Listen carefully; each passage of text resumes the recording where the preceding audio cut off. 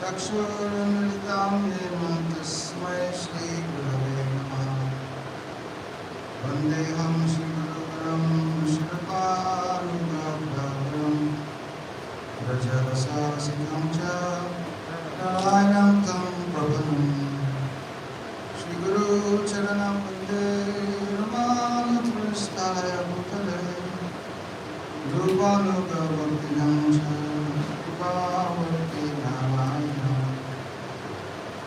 वञ्चाकल्पतरुभ्यश्च कृपासिन्धुभ्यः पतितानां पावनेभ्यो वैष्णवेभ्यो नमो नमः। Shri Krishna Chaitanya Prabhu Nityananda Shri Advaita Gadadhar Sivasani Gaura Narayanam Namaskrityam Naram Chaiva Narottam Devyam Saraswatim Vyasam Tato Jayamudire. Hare Krishna, Krishna Krishna, Hare Hare, Hare Rama, Rama Rama, Hare Hare. First of all, offer my sincere prayers and lotus feet of our most merciful Supreme Nitya Lila Pravishta Om Shabbat Shisma Bhakti Vedanta Narayan Swami Maharaj Gaurapan Guruvardha and all some Vaishnavas and Vaishnavas.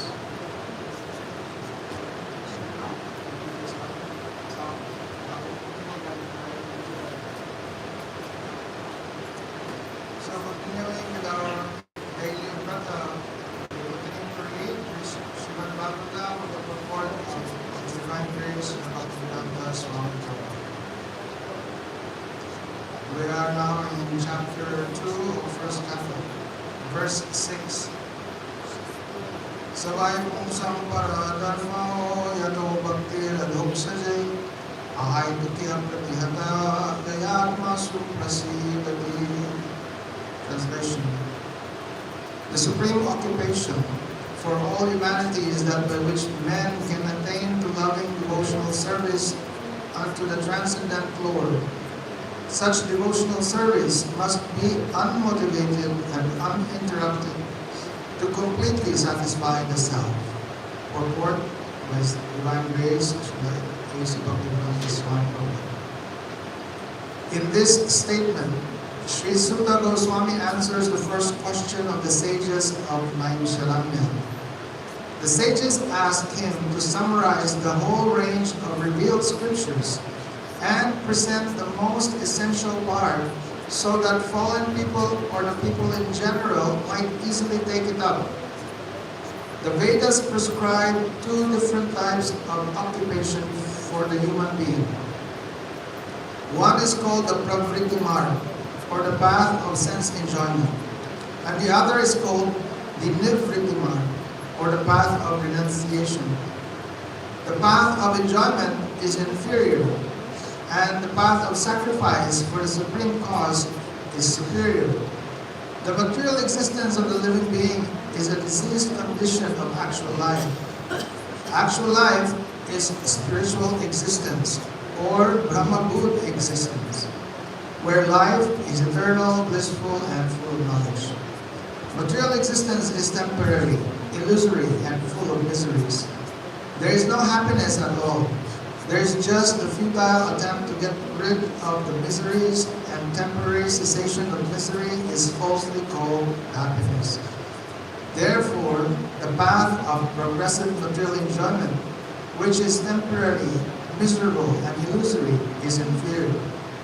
But devotional service to the Supreme Lord, which leads one to eternal, blissful, and all-cognizant life, is called the superior quality of occupation. This is sometimes polluted when mixed with the inferior quality. For example, adoption of devotional service for material gain is certainly an obstruction to the progressive path of renunciation. Renunciation or abnegation for ultimate good is certainly a better occupation than enjoyment in the diseased condition of life. Such enjoyment only aggravates the symptoms of disease and increases its duration. Therefore, devotional service to the Lord must be pure in quality, such without the least desire for material enjoyment. One should therefore accept the superior quality of occupation in the form of the devotional service of the Lord without any tinge of unnecessary desire, fruitive action, and philosophical speculation. This alone can lead one to perpetual solace in his service. We have purposely denoted dharma as occupation because the root meaning of the word dharma is that which sustains one's existence. A living being's sustenance of existence is to coordinate his activities with his eternal relation with the Supreme Lord Krishna. Krishna is the central pivot of living beings, and he is the all-attractive living entity or eternal form amongst all other living beings or eternal forms. Each and every living being has his eternal form in the spiritual existence, and Krishna is the eternal attraction for all of them. Krishna is the complete whole, and everything else is his part and parcel. The relation is one of the servant and the served. It is transcendental and is completely distinct from our experience in material existence. This relation of servant and the served is the most congenial form of intimacy. One can realize it as devotional service progresses. Everyone should engage himself in that transcendental loving service of the Lord, even in the present conditional state of material existence. That will gradually give one the clue to actual life and please him to complete satisfaction. Verse 7.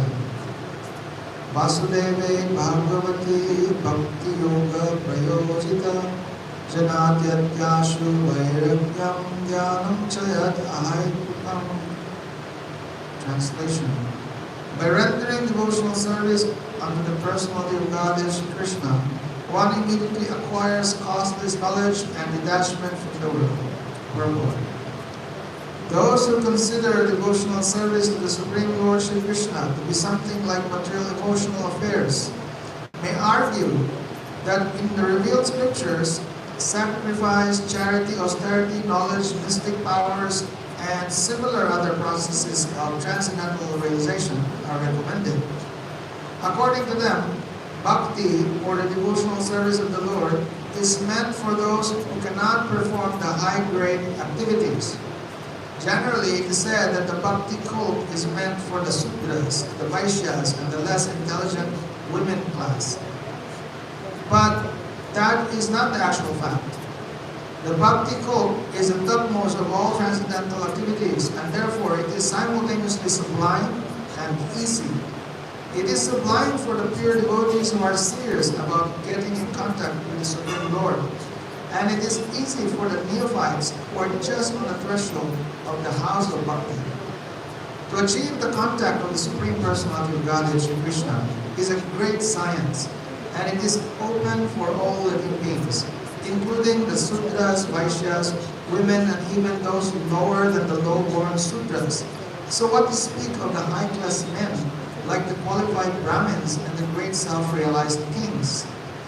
The other high-grade activities designated as sacrifice, charity, austerity, and so on are all corollary factors following the pure and scientific Bhakti code. The principles of knowledge and detachment are two important factors on the path of transcendental realization. The whole spiritual process leads to perfect knowledge of everything, material and spiritual, and the results of such perfect knowledge are that one becomes detached from material affection and becomes attached to spiritual activities. Becoming detached from material things does not mean becoming inert altogether, as men with a poor fund of knowledge think. Naishkarma means not undertaking activities that will produce good or bad effects. Negation does not mean negation of the positive. Negation of the non-essentials does not mean negation of the essential. Similarly, Detachment from material forms does not mean nullifying the positive form. The Bhakti cult is meant for realization of the positive form. When the positive form is realized, the negative forms are automatically eliminated. Therefore, with the development of the Bhakti cult, with the application of positive service to the positive form, one naturally becomes detached from inferior things and he becomes attached to superior things. Similarly, the Bhakti cult, being the supermost occupation of the living beings, leads him out of material sense enjoyment. That is the sign of a pure devotee. He is not a fool, nor is he engaged in inferior energies, nor does he have material values. This is not possible by dry reasoning. It actually happens by the grace of the Almighty. In conclusion, one who is a pure devotee has all other good qualities, namely knowledge, detachment, and so on. But one who has only knowledge or detachment is not necessarily well acquainted with the principles of the Bhakti code. Bhakti is the supermost occupation of the human being. Text 8. Dharma svanushtita pumsam visvakshena katashriya nurpadayat yaditatim shrama eva hi kevalam. Translation. The occupational activities a man performs according to his own position are only so much useless labor if they do not provoke attraction for the message of the personality of Godhead. Purport. There are different occupational activities in terms of man's different conceptions of life. To the gross materialist, who cannot see anything beyond the gross material body, there is nothing beyond the senses. Therefore, his occupational activities are limited to concentrated and extended selfishness. Concentrated selfishness centers around the personal body. This is generally seen amongst the lower animals. Extended selfishness is manifested in human society and centers around the family, society, community, nation, and world, with a view to gross bodily comfort. Above these gross materialists are the mental speculators who hover aloft in the mental spheres, and their occupational duties involve making poetry and philosophy, or propagating some ism, with the same aim of selfishness limited to the body and the mind. But above the body and mind is the dormant spirit soul, whose absence from the body makes the whole range of bodily and mental selfishness completely null and void. But less intelligent people have no information of the needs of the spirit soul. Because foolish people have no information of the soul and how it is beyond the purview of the body and mind, they are not satisfied in the performance of their occupational duties. The question of the satisfaction of the self is raised herein. The self is beyond the gross body and subtle mind. He is the potent active principle of the body and mind. Without knowing the need of the dormant soul, one cannot be happy simply with emolument of the body and mind. The body and mind are but superfluous outer coverings of the spirit soul. The spirit soul's needs must be fulfilled. Simply by cleansing the cage of the bird, one does not satisfy the bird. One must actually know the needs of the bird himself. The need of the spirit soul is that he wants to get out of the limited sphere of material bondage and fulfill his desire for complete freedom. He wants to get out of the covered walls of the greater universe. He wants to see the free light and the spirit. That complete freedom is achieved when he meets the complete spirit, the personality of Godhead. There is a dormant affection for God within everyone. Spiritual existence is manifested through the gross body and mind in the form of perverted affection for gross and subtle matter. Therefore, we have to engage ourselves in occupational engagements that will evoke our divine consciousness. This is possible only by hearing and chanting the divine activities of the Supreme Lord. And any occupational activity which does not help one to achieve attachment for hearing and chanting the transcendental message of Godhead, is said herein to be simply a waste of time. This is because other occupational duties, whatever ism they may belong to, cannot give liberation to the soul. Even the activities of the salvationists are considered to be useless because of their failure to pick up the fountainhead of all liberties. The gross materialist can practically see that his material gain is limited only to time and space, either in this world or in the other. Even if he goes up to the Swargalok, he will find no permanent abode for his hankering soul. The hankering soul must be satisfied by the perfect scientific process of perfect devotional service. Text 9. Dharmasya pavargasya narthavarthayupakalpate nartasya dharmaikantasya kamulabhaya hishmitaha. Translation. All occupational engagements are certainly meant for ultimate liberation. They should never be performed for material gain. Furthermore, according to sages, one who is engaged in the ultimate occupational service should never use material gain to cultivate sense gratification. Purport.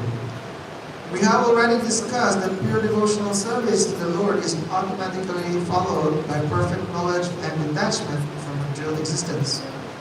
But there are others who consider that all kinds of different occupational engagements, including those of religion, are meant for material gain. The general tendency of any ordinary man in any part of the world is to gain some material profit in exchange for religious or any other occupational service. Even in the Vedic literatures, for all sorts of religious performances, an allurement of material gain is offered. And most people are attracted by such allurements or blessings of religiosity. Why are such so-called men of religion allured by material gain? Because material gain can enable one to fulfill desires, which in turn satisfy sense gratification. This cycle of occupational engagements includes so-called religiosity followed by material gain, and material gain followed by fulfillment of desires. Sense gratification is the general way for all sorts of fully occupied men. But in the statement of Sutta Goswami, as per the verdict of the Srimad-Bhagavatam, this is nullified by the present shloka. One should not engage himself in any sort of occupational service for material gain only, nor should material gain be utilized for sense gratification. How material gain should be utilized is described as follows. Text 10. Kamasya nitriya pritir labho jivitayavata jivasya tattva jityasa narto yaschayach karmabhi. Translation. Life's desire should never be directed towards sense gratification. One should desire only a healthy life or self-preservation, since a human being is meant for inquiry about the absolute truth. Nothing else should be the goal of one's works. Purport. The completely bewildered material civilization is wrongly directed towards the fulfillment of desires and sense gratification. In such civilization, in all spheres of life, the ultimate end is sense gratification. In politics, social service, altruism, philanthropy, and ultimately in religion, or even in salvation, the very same tint of sense gratification is ever increasingly predominant. In the political field, the leaders of men fight with one another to fulfill their personal sense gratification. The voters adore the so-called leaders only when they promise sense gratification. As soon as the voters are dissatisfied in their own sense satisfaction, they dethrone the leaders. The leaders must always disappoint the voters by not satisfying their senses. The same is applicable in all other fields. No one is serious about the problems of life. Even those who are on the path of salvation desire to become one with the absolute truth and desire to commit spiritual suicide for sense gratification. But the Bhagavatam says that one should not live for sense gratification. One should satisfy the senses only in so much as required for self-preservation and not for sense gratification. Because the body is made of senses, which also require a certain amount of satisfaction, there are regulative directions for satisfaction of such senses. But the senses are not meant for unrestricted enjoyment. For example, marriage or the combination of a man with a woman is necessary for progeny, but it is not meant for sense enjoyment. In the absence of voluntary restraint, there is propaganda for family planning, but foolish men do not know that family planning is automatically executed as soon as there is search after the absolute truth. Seekers of the absolute truth are never allured by unnecessary engagement in sense gratification, because the serious students seeking the absolute truth are always overwhelmed with the work of researching the truth. In every sphere of life, therefore, the ultimate end must be seeking after the absolute truth. And that sort of engagement will make one happy because he will be less engaged in varieties of sense gratification. And what that absolute truth is explained as follows. Text 11. Vadante tattva vidas tattvam yasyanam advayam brahmeti paramatmeti bhagavan iti sabjate. Translation. Learned transcendentalists who know the absolute truth call this non-dual substance Brahman, Paramatma, or Bhagavan, or Word. The absolute truth is both subject and object, and there is no qualitative difference there. Therefore, Brahman, Paramatma, and Bhagavan are qualitatively one and the same. The same substance is realized as impersonal Brahman by the students of the Upanishads, as localized Paramatma by the Hiranyagarbhas or the yogis, and as Bhagavan by the devotees.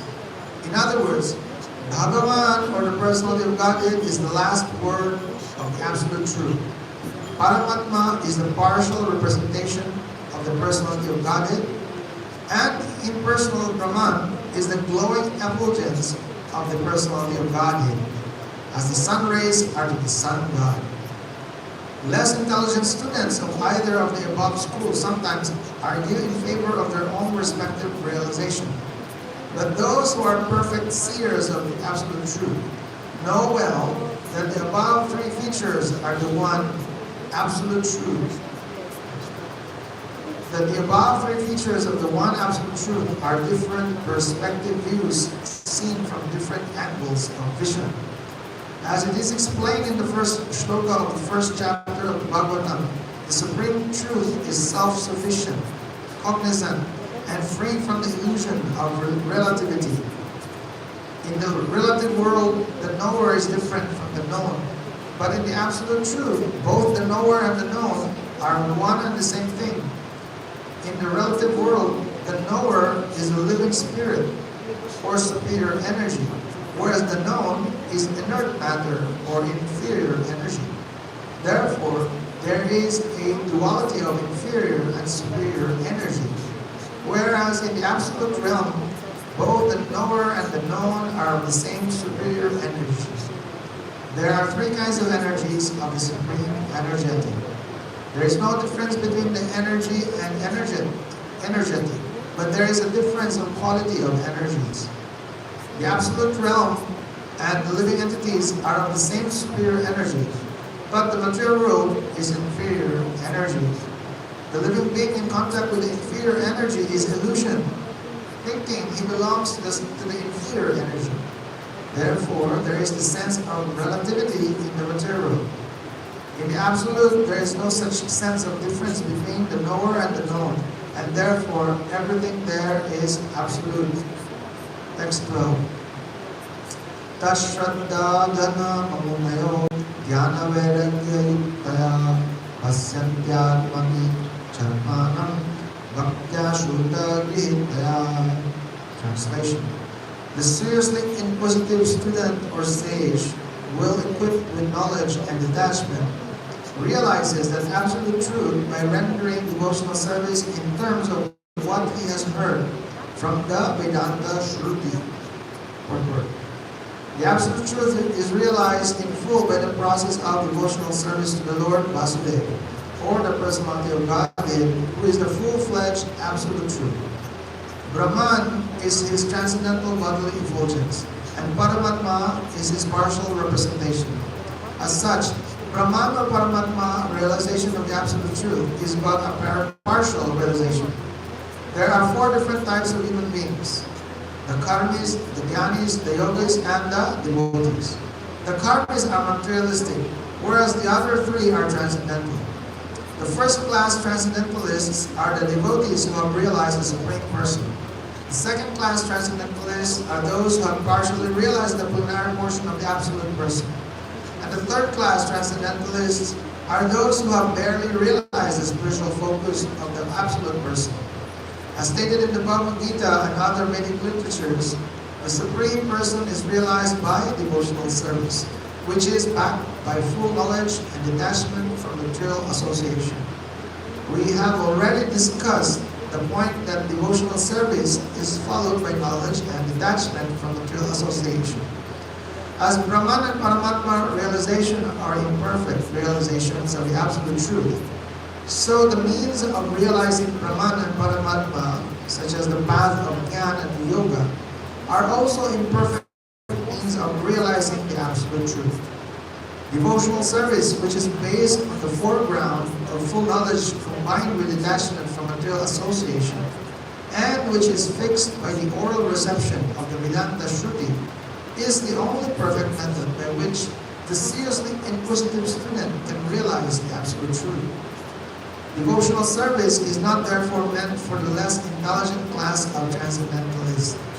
There are three classes of devotees, namely first, second, and third class. The third class devotees, or the neophytes, who have no knowledge and are not detached from material association, but who are simply attracted by the preliminary process of worshipping the deity in the temple, are called material devotees. Material devotees are more attached to material benefit than transcendental profit. Therefore, one has to make definite progress from the position of material devotional service to the second-class devotional position. In the second-class position, the devotee can see four principles in the devotional line, namely the personality of Godhead, his devotees, the ignorant, and the envious. One has to raise himself at least to the stage of a second-class devotee and thus become eligible to know the absolute truth. The third-class devotee therefore has to receive the instructions of devotional service from the authoritative sources of Bhagavad.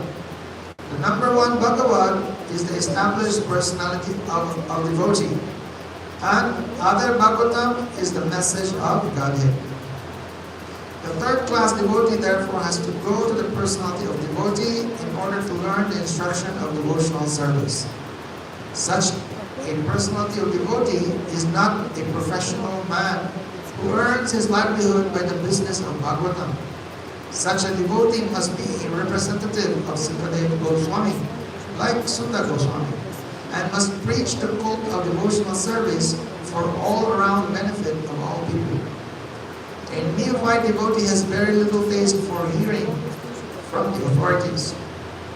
Such a neophyte devotee makes a show of hearing from the professional man to satisfy his senses.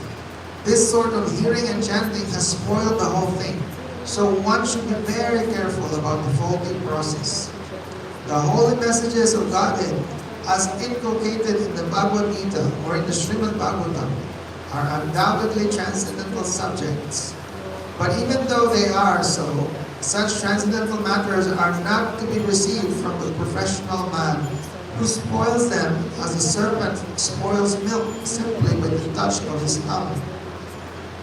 A sincere devotee must therefore be prepared to hear the Vedic literature, like the Upanishads, Vedanta, and other literatures, left by the previous authorities or Goswamis for the benefit of his progress. Without hearing such literatures, one cannot make actual progress. And without hearing and following the instructions, the show of devotional service becomes worthless, and therefore a sort of disturbance in the path of devotional service. Unless therefore devotional service is established on the principles of Shruti, Smriti, Purana or Pancharatra authorities, the make show of devotional service should at once be rejected. An unauthorized devotee should never be recognized as a pure devotee. By assimilation of such messages from the Vedic literatures, one can see the all-pervading localized aspect of the personality of Godhead within his own self constantly. This is called Samadhi. Text 13. Ataha pumpirabhuja shrishta varnashram vivagasa swanushtitasya dharmasya samsiddhir haritoshanam. Translation.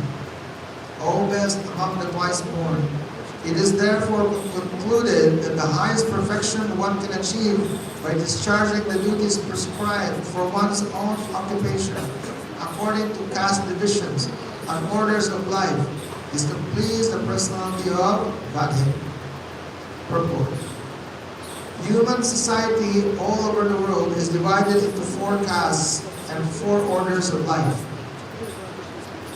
The 4 castes are the intelligent caste, the material, the martial caste, the productive caste, and the laborer caste. These castes are classified in terms of one's work and qualification and not by birth. Then again, there are 4 orders of life, namely the student life, the householder's life, the retired, and the devotional life. In the best interest of human society, there must be such divisions of life. Otherwise, no social institution can grow in a healthy state. And in each and every one of the above-mentioned divisions of life, the aim must be to please the supreme authority of the personality of Godhead. This institutional function of human society is known as a system of Varna Shram Dharma, which is quite natural for the civilized life.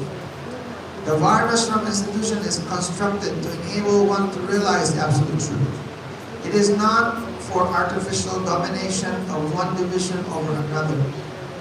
When the aim of life, such as realization of the absolute truth, is missed by too much attachment for indriya priti, for sense gratification, as already discussed herein before, the institution of the Varnashram is utilized by selfish men to pose an artificial predominance over the weaker section. In the Kali Yuga, or the age of quarrel, this artificial predominance is already current. But the saner section of the people know it well, that the divisions of castes and orders of life are meant for smooth social intercourse and high thinking, self-realization, and not for any other purpose.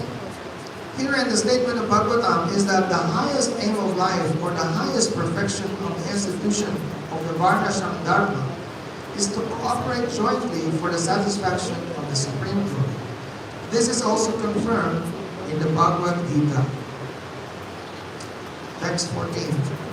Tasmad ekena manasa bhagavan sattvatam pati shrotavya kirtitas yascha dheya pujyascha nityada. Translation. Therefore, with one pointed attention, one should constantly hear about, glorify, remember, and worship the personality of Godhead, who is the protector of the devotees. Purport. If realization of the absolute truth is the ultimate aim of life, it must be carried out by all means. In any one of the above-mentioned castes and orders of life, the 4 processes, namely glorifying, hearing, remembering, and worshiping, are general occupations. Without these principles of life, no one can exist. Activities of the living being involve engagements in these 4 different principles of life. Especially in modern society, all activities are more or less dependent on hearing and glorifying. any man from any social status becomes a well-known man in human society within a very short time if he is simply glorified truly or falsely in the daily newspapers. Sometimes political leaders of a particular party are also advertised by newspaper propaganda, and by such a method of glorification, an insignificant man becomes an important man within no time. But such propaganda by false glorification of an unqualified person cannot bring about any good, either for the particular man or for the society. There may be some temporary reactions to such propaganda, but there are no permanent effects. Therefore, such activities are a waste of time. The actual object of glorification is the Supreme Personality of Godhead, who has created everything manifested before us. We have broadly discussed this fact from the beginning of the Janmadhyasya Shloka of this Bhagavatam. The tendency to glorify others or hear others must be turned to the real object of glorification, the Supreme Being, and that will bring happiness. Text 15. Yad anujasina yukta karma granti nivandana Chindante Govinastasya Kona Kuryat Kadam. Translation. With sword in hand, intelligent men cut through the binding knots of reactionary work or karma by remembering the personality of Godhead. Therefore, who will not pay attention to his message? The contact of the spiritual spark with material elements creates a knot which must be cut if one wants to be liberated from the actions and reactions of fruitive work. Liberation means freedom from the cycle of reactionary work. This liberation automatically follows for one who constantly remembers the transcendental pastimes of the personality of Godhead. This is because all the activities of the Supreme Lord, His Leelas, are transcendental to the modes of the material energy. They are all attractive spiritual activities, and therefore constant association with the spiritual activities of the Supreme Lord gradually spiritualizes the conditioned soul and ultimately severs the knot of material bondage. Liberation from material bondage is therefore a byproduct of devotional service. Attainment of spiritual knowledge is not sufficient to ensure liberation. Such knowledge must be overcoated with devotional service so that ultimately the devotional service alone predominates. Then liberation is made possible. Even the reactionary work of fruitive workers can lead one to liberation when it is overcoated with devotional service. Karma overcoated with devotional service is called Karma Yoga. Similarly, empirical knowledge overcoated with devotional service is called Jnana Yoga. But pure bhakti is independent of such karma and jnana, because it alone can only endow one with liberation from conditional life, but also reward one the transcendental loving service of the Lord.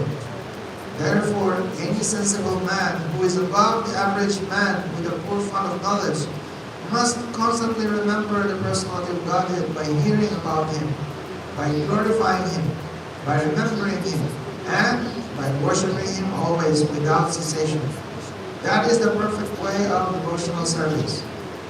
The Goswamis of Vrindavan, who were authorized by Sri Chaitanya Mahaprabhu to preach the Bhakti code, rigidly followed this rule and made immense literatures of transcendental science for our benefit. They have chalked out ways for all classes of men in terms of the different castes and orders of life in pursuance of the teachings of Srimad-Bhagavatam and similar other authoritative scriptures. Text 16.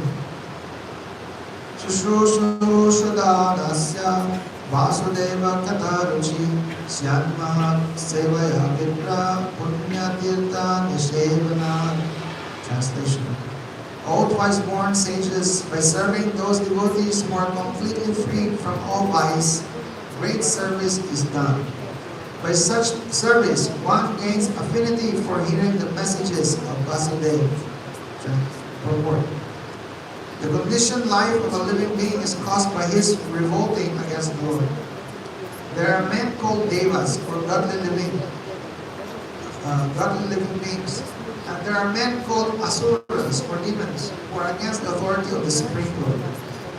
In the Bhagavad Gita, 16th chapter, a vivid description of the asuras is given, in which it is said that the asuras are put into lower and lower states of ignorance, life after life, and so sink to the lower animal forms and have no information of the absolute truth, the personality of Godhead. These asuras are gradually rectified to God consciousness by the mercy of the Lord's liberated servitors in different countries according to the supreme will. Such devotees of God are very confidential associates of the Lord, and when they come to save human society from the dangers of godlessness, they are known as the powerful incarnations of the Lord, as sons of the Lord, as servants of the Lord, or as associates of the Lord. But none of them falsely claim to be God themselves. It is a blasphemy declared by the asuras, and the demoniac followers of such asuras also accept pretenders as God or his incarnation. In the revealed scriptures, there is definite information of the incarnation of God. No one should be accepted as God or an incarnation of God unless he is confirmed by the revealed scriptures. The servants of God are to be respected as God by the devotees who actually want to go back to God, to Godhead. Such servants of God are called Mahatmas or Tirthas, and they preach according to particular time and place. The servants of God urge people to become devotees of the Lord. They never tolerate being called God. Sri Chaitanya Mahaprabhu was God himself, according to the indication of the revealed scriptures, but he played the part of a devotee. People who knew him to be God addressed him as God, but he used to block his ears with his hands and chant the names of Lord Krishna. He strongly protested against being called God, although undoubtedly he was God himself. The Lord behaves so to warn us against unscrupulous men who takes pleasure in being addressed as God. The servants of God come to propagate God consciousness, and intelligent people should cooperate with them in every respect.